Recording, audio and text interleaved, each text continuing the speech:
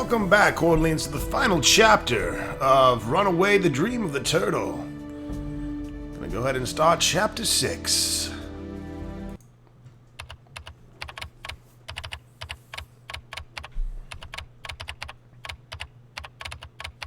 The Hidden Beacon of Avernus.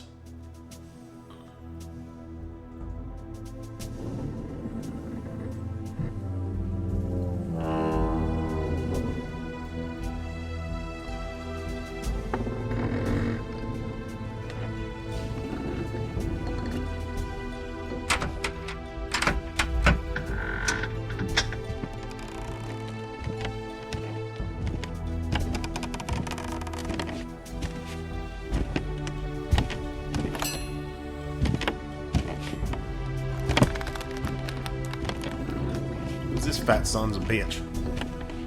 Time for the grand ball, milady. Wenches first. Are you gonna be making me walk the plank? Aye, you sad mutt. But cheer up.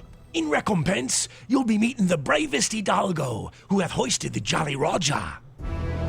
Don Inigo de Malunas y Goñon. Who? Cares? Captain, the limey's ready. It's about time, Husky Hound. Shackle him and be off with ye. Despite appearances, ye have the upper hand on me, lad. Being that I conceal neither that name, fucking Camille nor chilling out? rank, nor birthright, while I remain unaware of yours indeed. I want your name and your ship, you English swab, or I'll slide me sword through your bloody entrails. Oh, you should have mentioned that. My name is Brucian Barskov, and I hark from York. From its newest boroughs, to be exact. 'Tis a pleasure, Sir Brettian. Now would you be so kind as to explain why you've attempted to board me illustrious galleon? On your strange and tiny red and white dinghy with a metal hook in the fashion of a flag. Board your ship, sir? Vast there, Captain. I merely wish to be press-ganged and become a pirate on your Orion. Kind gentlemen, allow me to place doubt on your most recent assertion. Ye wouldn't be the first spy sent in from your motherland of heretics. There even be a vessel by the name of Interrogating, which the Spanish crown has chartered against my person. The Orion could sink that sloop in the splash of a wave. In London, I hear talk that nobody can match the power of Captain Malunas and his legendary hidden beacon of Avernus. Is that so? So tell me, lad, what other talk is there about me in them English pubs? A bit of everything. All good, of course. The monks are praying night and day, saying you're a devil fleeing from hellfire. The ladies sigh upon hearing about ye, as though an angel-winged prophet had passed. And their husbands extol the honorable set of horns they be wearing. Were it Don Inigo de... Capitan! Unidentified floating object 3 miles from starboard. By Mephistopheles, it's a UFO. Pardon me lack of decorum, Sir Brettian, but I have a tidal wave of business to attend to. Make yourself at home and be so kind as to await me return, when I shall be more than pleased to hear your news from London. Yeah, I won't be jumping overboard, don't worry. Ye, Russian mongrel, guard the door. You'll answer for this prisoner with your worthless life. Aye, aye, mi capitan. Well, this is a most unfortunate situation. But at least I managed to board the Orion. If the Interfector's crew obeys my orders, they will besiege the Orion this very afternoon.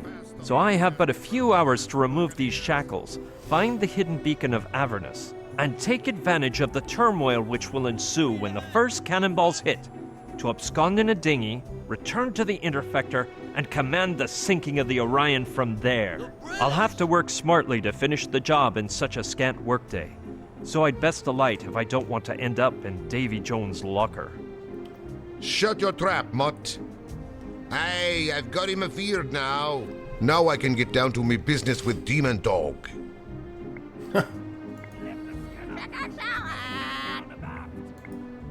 No, I've got a bad case of lumbago, and my physicians have forbidden me from using all bladed weaponry. Well, considering its blade is short and dull, and that someone left it behind on the writing table, I guess I could regard it as a mere letter opener. Into me trousers, then. There 'tis, a fine letter opener, in the shape of a dagger, though. It's gonna throw my back out of whack, but I will. I thought it would be made of precious metals, but I guess it's just a piece of souvenir merchant junk.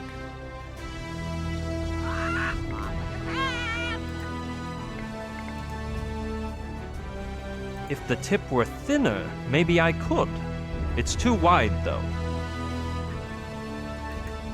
That would be downright vandalism, improper for an honorable pirate. No, the shackles are too well made for such a thing to work.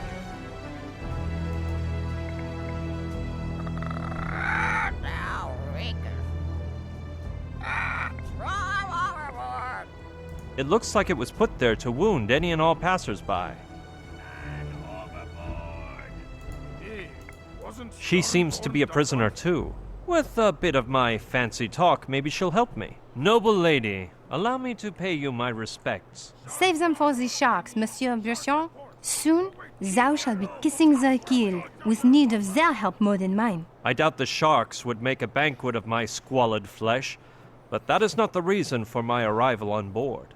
You're as imprisoned as myself here, and perhaps we can seek a manner to achieve safe and sound escape from the Orion together. Very apropos, Monsieur Brusson.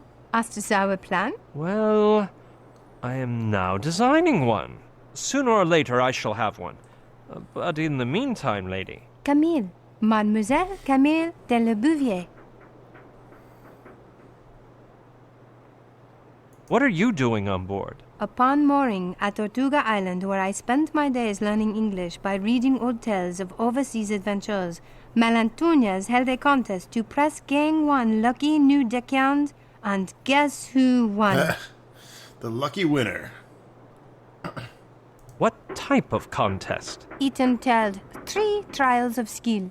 The sword fight of insults, the theft of sundry idols, and the most pressing of all, the search for treasure. Sounds familiar. The latter Monkey required Island finding fans. a gold doubloon, which I found in the depths of a chocolatl receptacle. Damn the hour in which I spied that coin. I've never heard of a girl deckhand. Neither thou, nor I, nor Malantunas, wherefore I took part in the contest in the guise of a haughty lad. I wasn't found out till we reached the high seas, and my neck was spared by dumb luck. May I ask how your womanhood came to be known on board, if it isn't too meddlesome? It is, but I shall respond in a manner concordant with proper breeding. Malantunas, whose knowledge of numbers and letters resembles his familiarity with honor and gallantry, had the mind to look for a person to write down his memories, so he called for a scribe from among the crew. I alone claim to know the alphabet, so he demanded I prove my claim. So how did you save your skin when Malantunas discovered the ruse? Malantunas touched his mustachio and yelled to his men, "Lady Luck has smiled down on us, ye I sees half-breeds. Do with her as you wish." The crew assembled round me with blood filling their eyes. Well, their eyes and other organs. So at the last moment, I whipped out a dagger from my boot and... A bone-chilling tale of pseudo-biblical proportions, milady. But let us confer on other matters. I can't fathom how you managed to change your fate, for I see you moisten the quill and scribble in that book like a true scribe. The problem, Monsieur Brusson, was the lack of ink on board, and I refused to follow their suggested procedure, the one whereby drunkards are wont to write their names. Thou must know, it involves great imbibing of grog, and when the bladder's bursting is imminent, removing one's codpiece, aiming and... Speak no further, milady. I already have a picture in my mind's eye. You put a high price on your honor, then. An awful fate I avoided, monsieur. So I simply kneeled and carved my name onto the deck with my dagger. When Malantunas saw my swift quill move, he ordered me to his quarters. And thenceforward I have spent my days here chained up writing the barbaric memoirs he spews about his life and times. Are you aware of the dark legend told about Malantunas? But of course, monsieur. Europe's palace and the New World's ports abound with fables of Malantuna's duel with the devil, about his beacon of Avernus, his invincibility, and even his... Is there any truth to the rumors about his immortality? A trifle, yes, but not much, because it is known that Malantunas has already reached his 60th fall, though his face seems to reveal no more than 40. Is his invincibility such, or do you think he can be vanquished? A difficult undertaking it would be, monsieur. 3 moons yore, in the environs of Margarita Island, a convoy of 12 armed galleons performed a surprise attack on the Orion. Now the 12 are now fodder for the krakens and tritons on the sea floor, while our vessel's sole injury was that of a novice blunderbuss shooter who suffered a self-inflicted wound. Do you think Malantunas challenged the devil and won? Such an occurrence is unlikely, monsieur. Nonetheless, his haughtiness and cruelty are so extreme that were he to happen upon Beelzebub himself, he could scarcely amount to less in evil and perversion. And so it is that he would send him back to the fires of hell with the blade of his Toledan sword. He is the most interesting man alive. Is there any truth to the tale of the hidden beacon? More than thou thinkest, monsieur, judging by the care with which Malantunas treats it. Moreover, I myself have seen a lost battle turn to victory. Once the captain mounted the brilliant talisman in the boat's figurehead. I'm not the superstitious type, but 'tis true that the beacon holds some power beyond man's understanding. What is the beacon's origin? I do not know with an inquisitor's faith, monsieur. Malantunas claims he crossed the Styx, took on the seven-tailed dragon guarding Hell's gates, defeated the devil with his sword, and absconded with the beacon. But this damsel resists believing such nonsense. After listening to him for an eternity and comparing the contradictions in his memoirs, I have begun to suspect he pillaged it from an Indian graveyard he visited in the springtime of his life. Where do you see the beacon of Avernus might be? Were it not in this room, it is most likely in the treasure hold. As for the remaining Malatunesian lore, let's leave the superstitions to the dim Spaniards and talk facts. True, 'tis that dim-wittedness has found Spanish soil to be fertile, but no more than in your native England or my beloved France.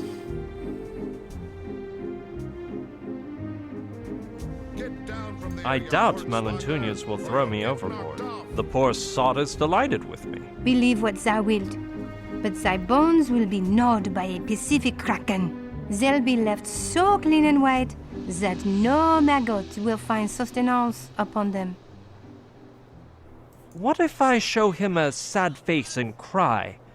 That's what I did to get my helmsman's license. Monsieur Brachon, I know Malantunas too well to expect the slightest shred of humanity on his part. When he grows tired of thy whining, he will send thee to David Jones' locker, and thou wilt be fortunate if he does not torture thee beforehand. The man will at least allow me the last meal of my choice, won't he? I wouldn't hold my breath. Years ago, a prisoner requested transalpine dragonfly entrails in a wild capsicum soufflé, and because his wishes could not be satisfied, he remains alive to this day. Henceforth, a basic meal has been established for plank walkers whose sole choice lies in the manner of ingestion. Because the meal consists of spicy swordfish, I recommend the oral method. I'd wager he'll allow me a last wish before feeding me to the sharks, I do. And which shall it be? I'm warning thee that I wish not to be thrown to the sharks or any similar act, and that the act performed unto me first be tested on the captain. Was abolished by the Tortuga Convention months ago. Well, that junk sunk my strategy. Hook, line, and sinker. This subject matter is too macabre to discuss with a lady. Speak for thyself. We'll carry on later, Lady Camille. As thou wishest, Monsieur Brachon. Holy dialogue. No, I don't see why for the time being. It looks like it was put there. To do such a feat, I'd have to be stretchier than a seven-tailed dragon's tongue. No, that would do her harm. Fuck it. No. If the tip were thinner, maybe I... No. That makes no... No, the shackles are too well made for such a thing to work. I don't get it. Chuck that at that bitch's head.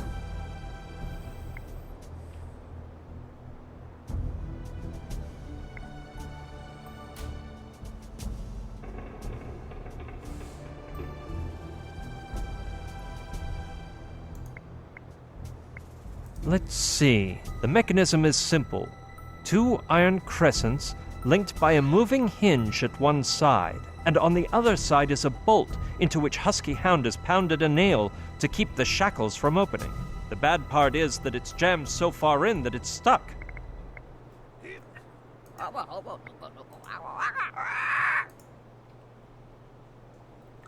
Impossible. Yes. The crosses on the handle of the dagger, I mean the letter opener, are curved toward the tip, so perhaps I can use them to pull out the nail. A shame I can't reach it, because it would really be conducive to my escape. Hark, Lady Camille, I doth throw a letter opener towards thee in the form of a dagger. To what do I owe this honor, monsieur? Allow me to request that you use the curved handle of the letter opener to release the nail sprouting from the beam behind thee, and then to be so kind as to toss the metal spike towards me straight away. I fail to comprehend the purpose of such tomfoolery, but I shall appease thee. On me thy letter opener. Take care not to cause a scandal, or the pirate at the door may hear us. Get down from there, you or you'll get knocked off. Chance? Alrighty then. A soft blow means yes, a hard blow means no. Chance means maybe. Can you? I think it's coming loose. So, Demon Dog, are you gonna let me in someday? Done. Catch. No, no, no, no. Holy, Where did it fall? Next to thy leg. wait. Are you sure? Yes. Damn. Stupid This guy's been smoking What's too much that? pirate pot. Yes, my head. Ow! Ow? What does ow mean? We never discuss anything about ow. Bloody nail. Ouch! I appear to have pricked my unmentionables, but it was worthwhile, because now the nail is mine. I aver that thou art an easy man to make happy, monsieur. Wait shortly, and you will know of what I am capable with a single nail. Hey, wasn't Storm towards the front? Yes, the nail is thin enough to press down the bolt, and I can strike it with the letter opener like a mallet. Let's hope the pirate at the door doesn't hear. Sharp blow means yes. Chain noise means of course. And ow means with great pleasure, okay? Okay, that means yes. Is there any way you can let me in there? Will be yard. Well said. Perhaps you'd like some sort of bribe. Aha! It's nice to know we can do some trading together. Ow! With great pleasure, eh? By Jove, I've smashed my ankle. I'm really quite pleased about your change in attitude. You wouldn't be lying to me now, would ya? Free at last. The Shans were... Huh? What do you mean, of course? Make haste then, and set me free as well. You think you can mock me and get away scot-free? You bloody son of a she-dog! I'm gonna stand by your door and rip your heart out when you exit. You hear me? As I told you, my duty is to find the beacon of Avernus, return to the Interfecta, and sink the Orion. I am indebted to thee, so I shall help thee. I know that in the diaries which Malunas has dictated to me, I shall find a clue leading us to the beacon. But we must get ready to flee in case we are found before we take its possession. A dinghy, perhaps? Dinghy? wait here. I got one of those in my pants. I knew it. Malantunas is your typical cowardly captain, with a dinghy tied up right below his cabin for a quick getaway in case things turn ugly. How different he is from me. I'd never keep one of those. Mark my words. Honest, I swear, on me paltry honor. Well, let's just go inside. Problem solved, milady. Now we need only worry about the hidden beacon of Avernus. It will be a pleasure, monsieur. I shall immediately begin my reading of Malantunas' diary. In the meantime, thou must search hither and thither to see what can be found.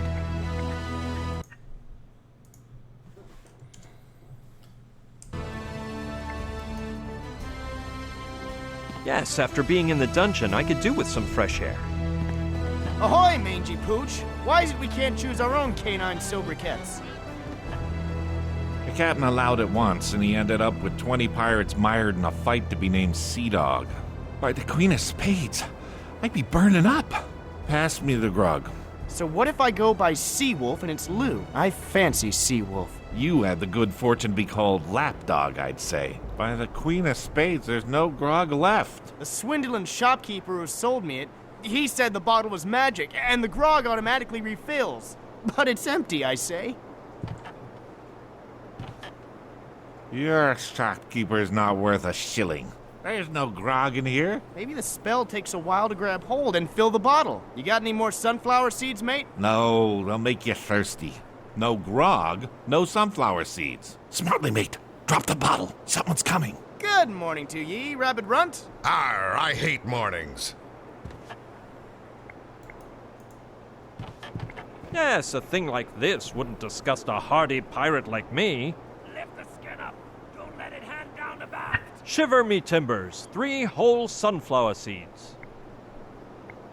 Oh, the thirst. The windowsill is on the verge of falling off.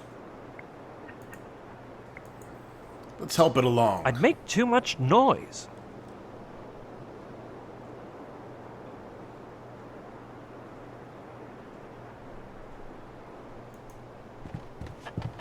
If it worked with the nail in the cabin, it'll work here too. I'm fainting from hunger. I'm not surprised the nail came out so easily. The wood's been eaten up by termites.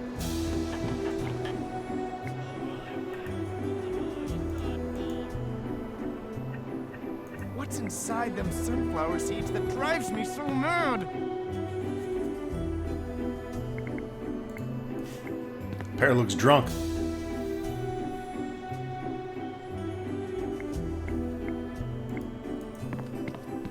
Hello, parrot. Feather Fleabag? Hello, feathered flea bag. Haven't we met before?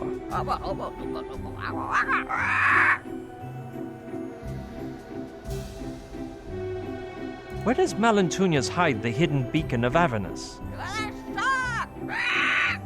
Want something to eat, nice birdie? By the devil's horns! I am really getting a craving for a dish of Peking parrot. Chicken salad! Take a hike, Flatbeak. Fill me drunk, wench. Darn. Either this parrot's a moron, or he's pretending to be one. Brian, idiot. He's pretending. Yes, my pretty. Eat them up like a dodo. Here, parrot, a sunflower seed.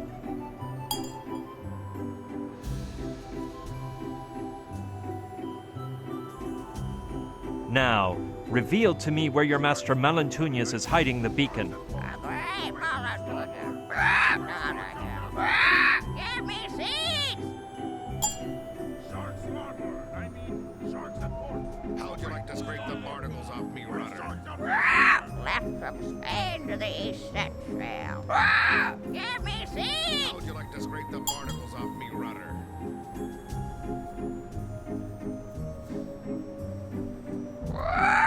The fire of the rising sun. Give me seeds! Lord Almighty, I don't have one left. By the devil's horn! I don't know if the parrot's intentions were to reveal the location of the beacon of Avernus, but if I don't give him any more seeds, he won't cough up the information. Replacement hood. Who'd have said 4 days back that the Earth wasn't flat like a lamb chop, but round like a meatball instead? Every seafarer knows the Earth doesn't really spin. It's the sun that goes flying round it. I can play with this one as I please, though.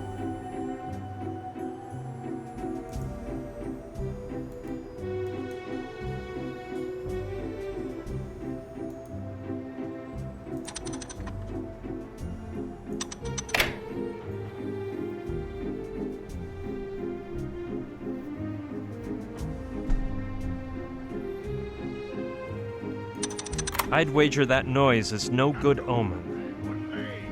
And replacement hood.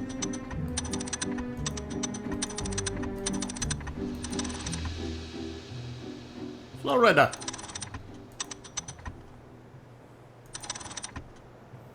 New Spain. That's where I live now. Zoski land. Tarantulas here. One dragon here.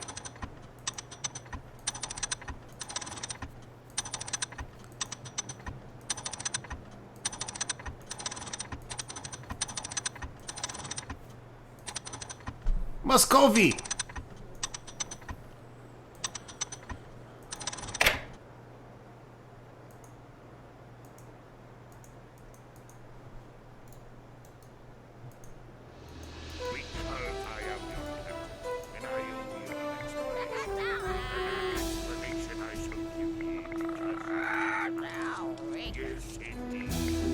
With pleasure.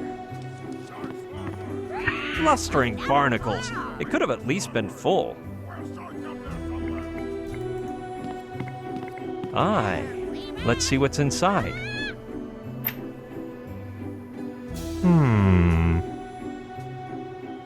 Not a thing. All those finely labeled drawers and slots, and there's nothing but certificates, deeds, and parchments of miscellaneous utility.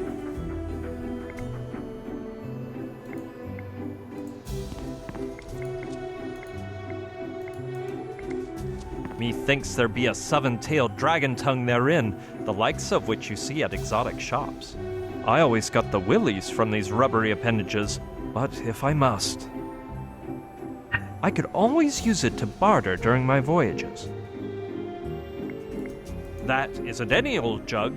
It's a genuine Ming spittoon. That'd be quite amusing indeed.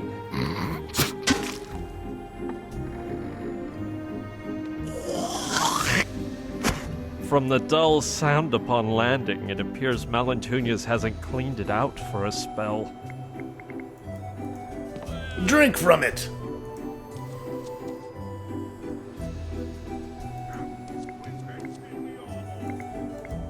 Alright, folks, that wraps it up for this episode. Stay tuned for more Runaway 2.